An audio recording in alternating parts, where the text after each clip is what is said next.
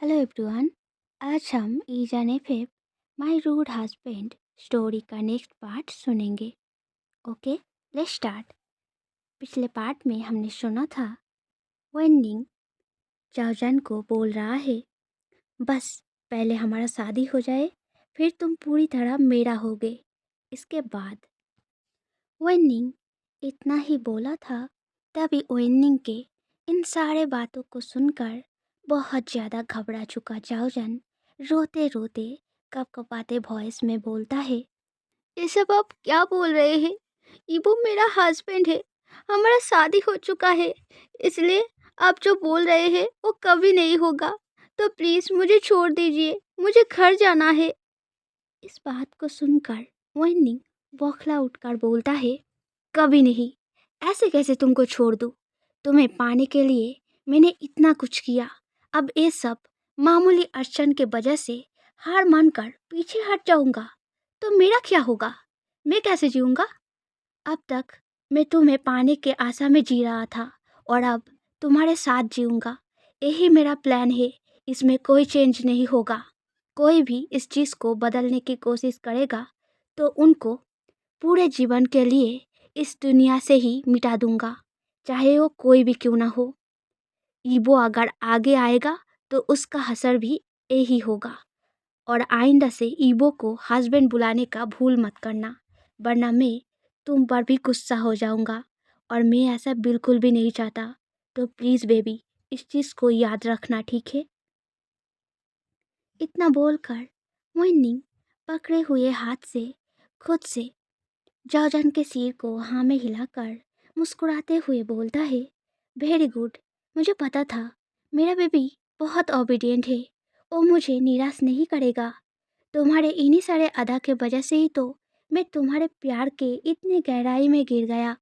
तुम्हें अंदाजा भी नहीं कि मैं तुमसे कितना ज़्यादा प्यार करता हूँ। मेरे प्यार के मुकाबले तो वो ईबो कुछ भी नहीं।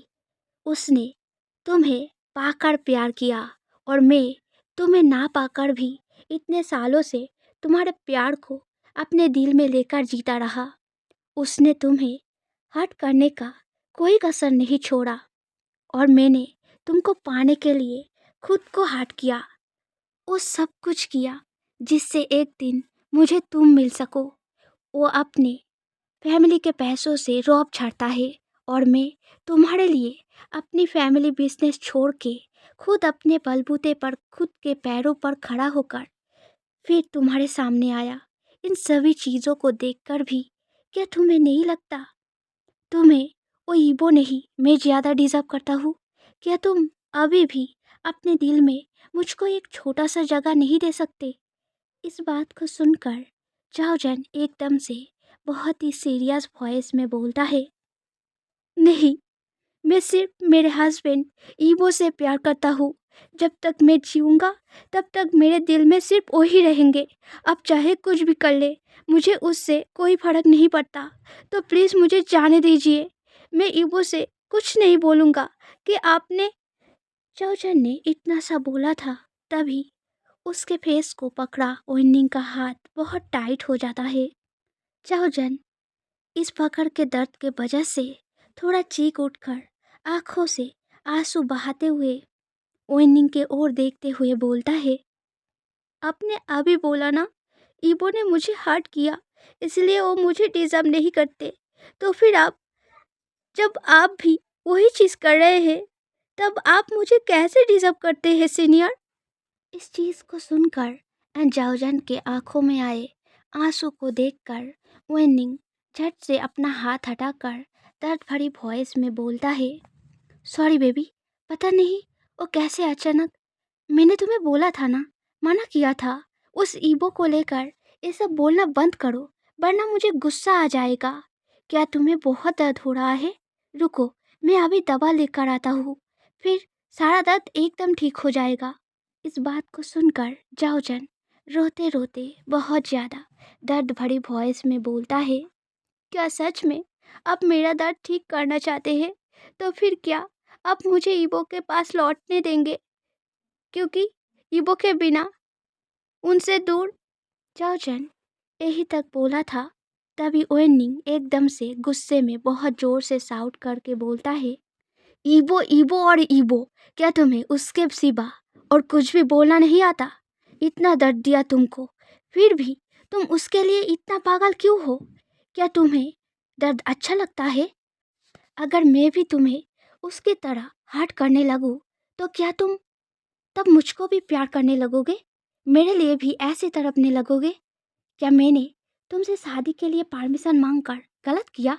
क्या मुझे भी उसके तरह तुमसे ये चीज़ जबरदस्ती हासिल करना चाहिए था? या फिर शादी से पहले ही तुम्हारे साथ वो सब कुछ कर लूं, ताकि तुम पूरी तरह मेरा हो जाओ और तुम्हारे अंदर मेरा बच्चा पलना शुरू कर दे? क्या मुझे ऐसा करना चाहिए बेबी? इस बात को सुनकर जौजन जल्दी से ओनिंग से दूर पिंजरे के दूसरे किनारे पर जाकर डरा हुआ वॉइस में गिड़गिड़ाते हुए बोलता है, नहीं, प्लीज ऐसा कुछ भी मत कीजिए। मैं आपके आगे हाथ जोड़ता हूँ, मुझे छोड़ दीजिए प्लीज सीनियर। इस बात को सुनकर एंड जाओजन के रिएक्शन को देखकर ओनिंग एक एरोगेंट स्मिंग के साथ पिंजरे के दरवाजे पर लगे ताले को हिला डुला कर देखते हुए बोलता है, तुम्हारे पास अगले कुछ दिन का समय है। जब तक हमारा शादी का पेपर तैयार नहीं हो जाता, तब तक मन भर के सोच लो, पर जवाब आखिर में हाँ होना चाहिए, वरना मैं अपने आप को और नहीं रोकूंगा। ये जो ताला है, जिसको मैंने खुद के क्रेविंग के पास से तुमको बचाने के लिए लगाया है, इसको मैं और बिना कोई देरी के हटा दूंगा। फिर तुम मेरे साथ होगे उस बिस्तर पे, अंडरस्टैंड? ऐसा बोलकर विनिंग हल्के से सिर घुमाकर बिस्तर की तरफ देखता है। तभी उसका ध्यान बेड साइड टेबल पर रखे घड़ी की तरफ पड़ता है, जहां अब सुबह का 4 बज चुका था। इस चीज को देखकर विनिंग वापस से वही जेंटल वॉइस में अफसोस करते हुए बोलता है, देखो तो कितना लेट हो गया, सुबह होने को आया और हम अभी भी बातें कर रहे हैं। चलो सो जाओ, वरना तुम्हारा तबीयत खराब हो जाएगा। बातें करने के लिए हमारे पास पूरा लाइफ तो है ना, बाकी का बातें हम बाद में कर लेंगे, ठीक है? अब जल्दी से सो जाओ please baby, be good okay, वरना मैं फिर से नाराज़ हो जाऊंगा। और मुझे पता है तुम ऐसा बिल्कुल भी नहीं चाहते, तो चुपचाप मेरा बात मानो, वरना वेनिंग ने इतना बोला था।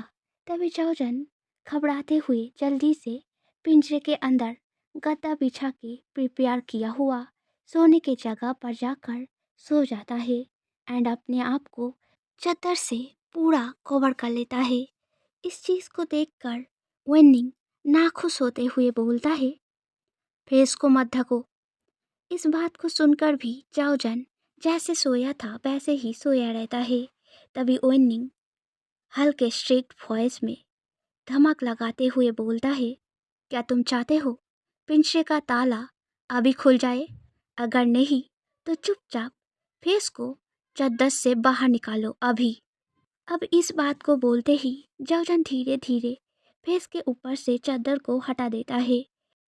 जाओजन ने अपना आंखें टाइट से बंद करके रखा था और उसका होठ अपने ही दांतों से दबाया हुआ था एंड वो बहुत बुरी तरह थर थर काँप रहा था। जिस ओवरऑल लुक के साथ जाओजन बिल्कुल एक स्कियार्ड रैबिट के जैसा दिख रहा था, जिस वजह से विनिंग को ये व्यू बहुत ज़्यादा इंटरटेनिंग लग रहा था। उसका मन तो कर रहा था कि अभी इस रैबिट को गोद में लेकर बहुत से चीज़ें करना शुरू कर दे, ताकि उस रैबिट का छटपटाता बर्ताव उसे और इंजॉइंग लगे। पर अभी भी उसके मन के अंदर कहीं एक जगह बचा था, जहाँ से उसे बार बार कोई और थोड़ा रुक जाने का सलाह दे रहा था, ताकि जाओजन और उसका रिश्ता डर से नहीं प्यार से शुरुआत हो, जहाँ जाओजन उसको भी ईबो के तरह चाहेगा, उसके लिए प्यार करेगा और उसे ढेर सारा प्यार भी देगा।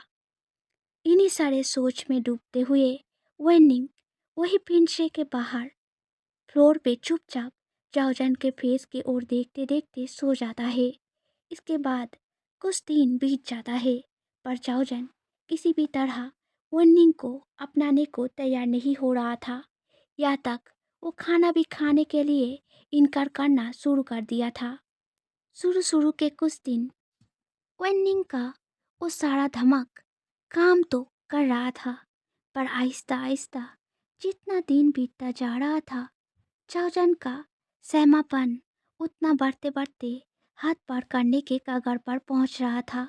अब चाओजन किसी भी तरह विनिंग के कोई भी बात या हरकतों का रिएक्शन नहीं दे रहा था, चाहे वो डर ही क्यों ना हो। चाओजन सिर्फ पुतले के जैसे चुपचाप बैठे बैठे खोए खोए आंखों से फ्लोर की ओर देखता रहता था। विनिंग को अब डर लगने लगा था।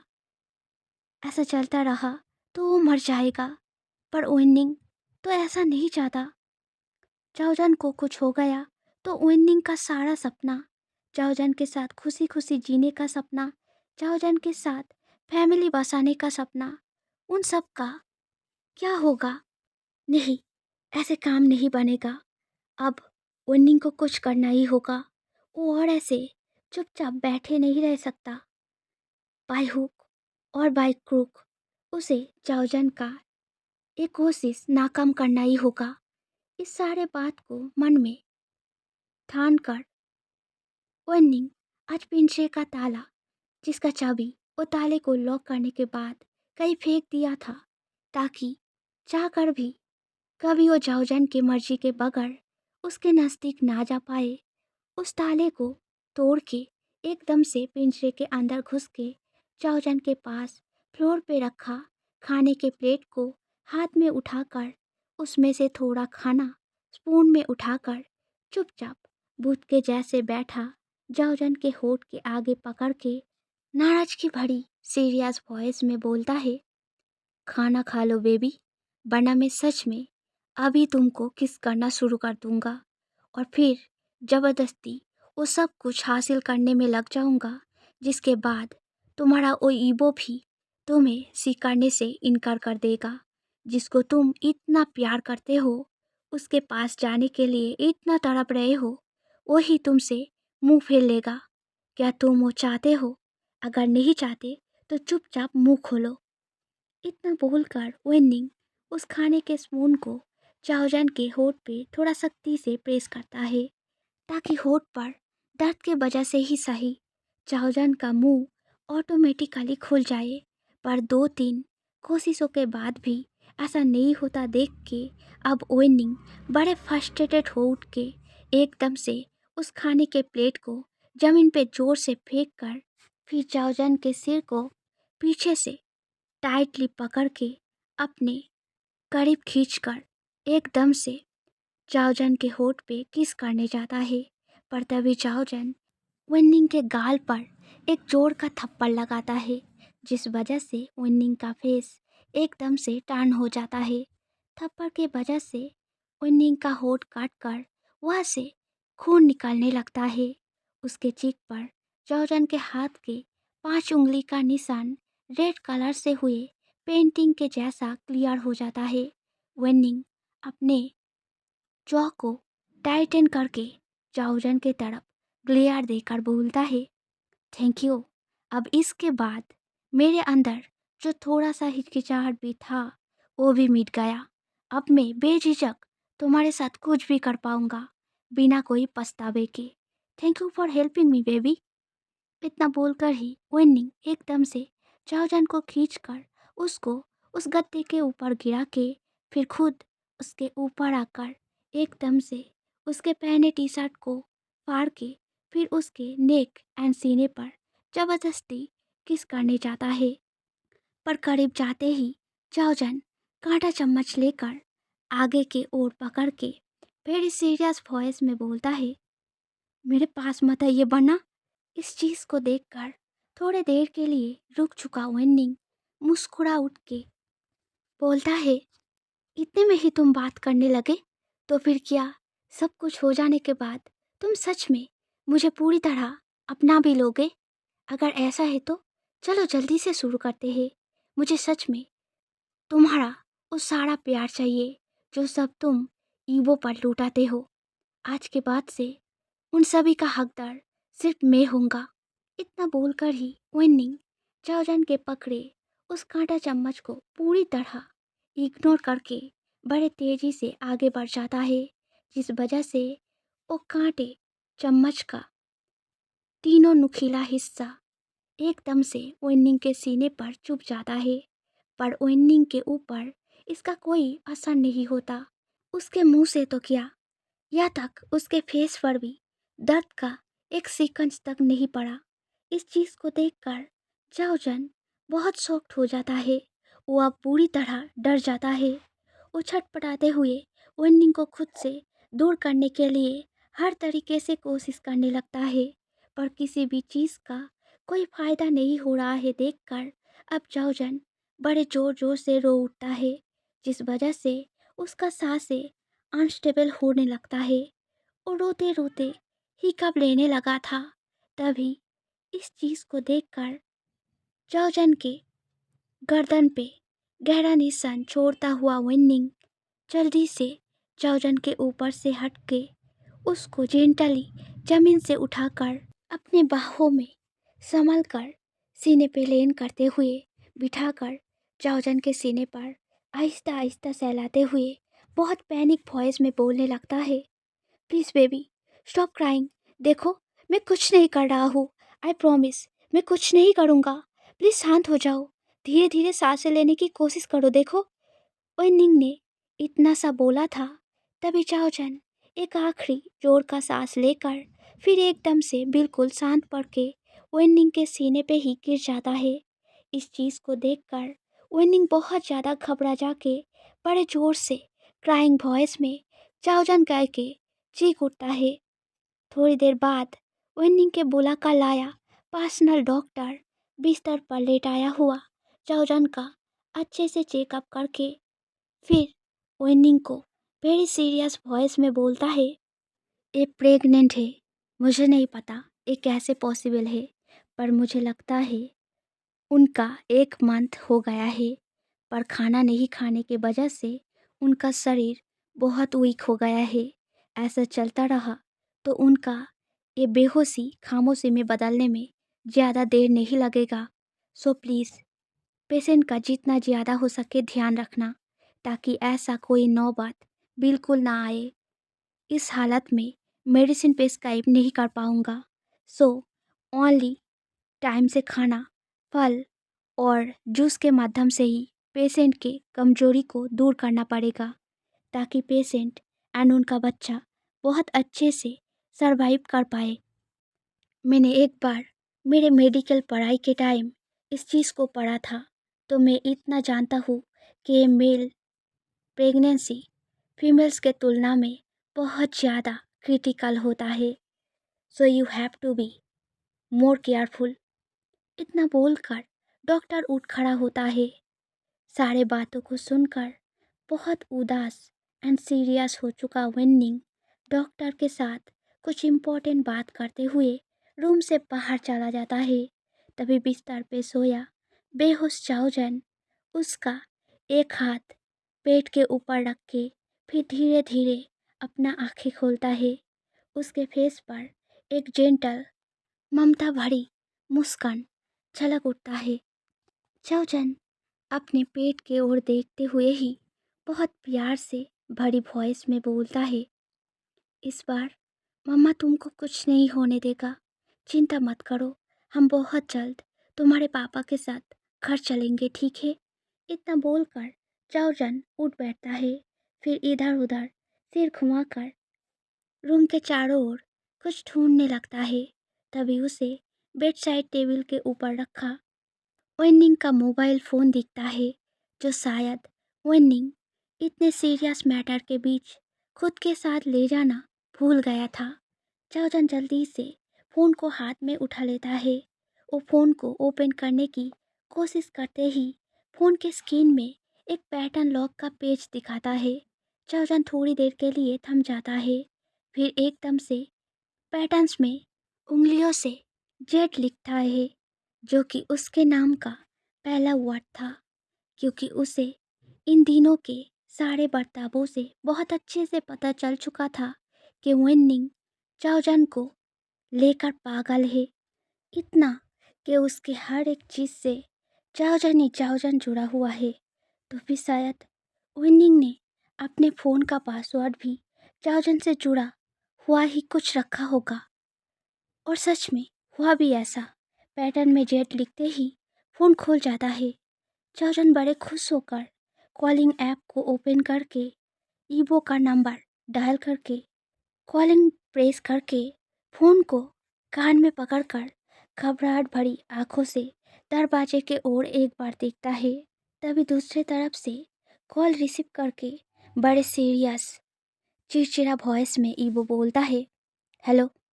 इतने दिनों बाद ईबो का वॉइस सुनकर रो उठा चाओजन अपने आप को जैसे तैसे संभालते हुए क्राइंग वॉइस में बोलता है, ईबो मैं चाओजन। चाओजन ने इतना ही बोला था तभी दूसरे ओर से ईबो बड़े पैनिक क्राइंग वॉइस में बोलता है, बेबी कहाँ हो तुम? और ये फ़ोन किसका है? तुम ठीक तो हो ना? ईबो और भी कोई सवाल पूछता तभी चाओजन ईबो को रोकते हुए बोलता है, मैं ज़्यादा देर बात नहीं कर पाऊंगा। सीनियर वेनिंग गलती से उनके फ़ोन को छोड़ के डॉक्टर के साथ बाहर गए हैं, शायद अभी लौट आएंगे। मुझे नहीं पता मैं अब कहाँ हूँ, पर मुझे आज ही घर जाना है। हमारे बेबी को मैं और यहाँ नहीं रखना चाहता। प्लीज़ ईबो जल्दी आ जाइए। चाओजन और भी कुछ बोलने जा रहा था तभी इस बात को सुनकर बहुत सरप्राइज एंड साथ ही साथ बहुत खुश हो उठा ईबो बड़े एश्योरिंग वॉइस में बोलता है, अपना और बेबी का ख्याल रखना। बेबी मैं बहुत जल्द वहाँ पहुँच जाऊँगा, ठीक है? ईबो और भी कुछ बोलने जा रहा था तभी दरवाज़ा खुलते हुए देखकर चाओजन जल्दी से कॉल को काट के वापस जैसे टेबल पे रखा था वैसे ही रख देता है। चाओजन फिर से लेटकर सोने का नाटक कर पाता उससे पहले ही रूम के अंदर आ चुका विनिंग चाओजन को इस तरह सेंस में आ चुका बिस्तर पे बैठे हुए हालत में देखकर बहुत ज़्यादा खुश हो उठकर जल्दी से उसके पास जाकर चाओजन को बड़े टाइट से अपने बाहों में हक करते हुए रिलीफ के साथ बोलता है, शुक्र है तुम होश में आ गए। मुझे बहुत चिंता हो रहा था। पता है डॉक्टर ने क्या बोला है? अब से तुम और ऐसे खाना स्किप नहीं कर सकते। तुम्हें टाइम से खाना, फल एंड जूस खाना होगा। तुम्हारे कमजोरी को जितना जल्दी हो सके ठीक करना होगा, वरना अब इसके आगे विनिंग और कुछ नहीं बोल पाता। उसके अंदर बहुत सी चिंता शुरू हो जाता है। चाओजन को आखिर ये बात बताना सही रहेगा कि नहीं, ये उसे किसी भी तरह समझ नहीं आ रहा था। पर अगर वो ये बात ना बताए तो फिर क्या? बोलने पर चाओजन उसका बात मानकर चुपचाप खाना खा लेगा ताकि उसके बढ़ते हुए कमजोरी को ठीक किया जा सके। इन्हीं सारे सोच में डूबे हुए विनिंग शांत पड़ गया था। तभी चाओजन बहुत ही उदास एक मुस्कान के साथ बोलता है, क्या अभी भी अब मुझे अपना बनाने का जिद करेंगे? क्या अभी भी आपको यकीन करने में तकलीफ हो रहा है कि मैं ईबो का हूँ पूरी तरह? अगर आप अभी भी जिद करते रहेंगे और उससे मेरे बेबी को कोई नुकसान हुआ तो प्यार तो दूर की बात, मेरे नफरत के लिए भी आप मुझे जिंदा नहीं रख पाएंगे।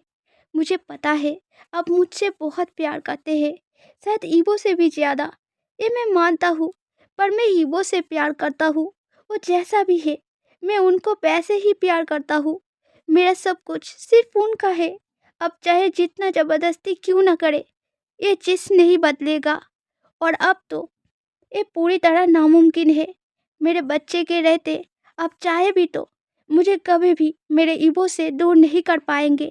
आप मुझे उनके पास जाने से रोक सकते हैं, पर मेरे अंदर पलता उनका निशान, मेरा बच्चा जो हर एक दिन के साथ थोड़ा थोड़ा करके मेरे अंदर बढ़ता रहेगा, क्या उनको रोक पाएंगे आप?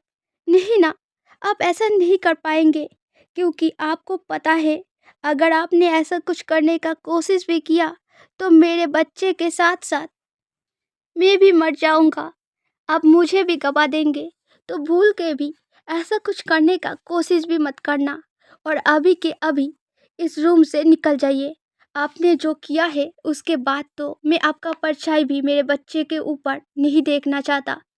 जब तक उसका पापा नहीं आ जाता तब तक मेरे करीब आने का कोशिश भी मत करना, वरना इस बार। स्टोरी अच्छा लगा तो लाइक, सब्सक्राइब, कमेंट करना। मिलते हैं नेक्स्ट वीडियो में। Okay, bye bye.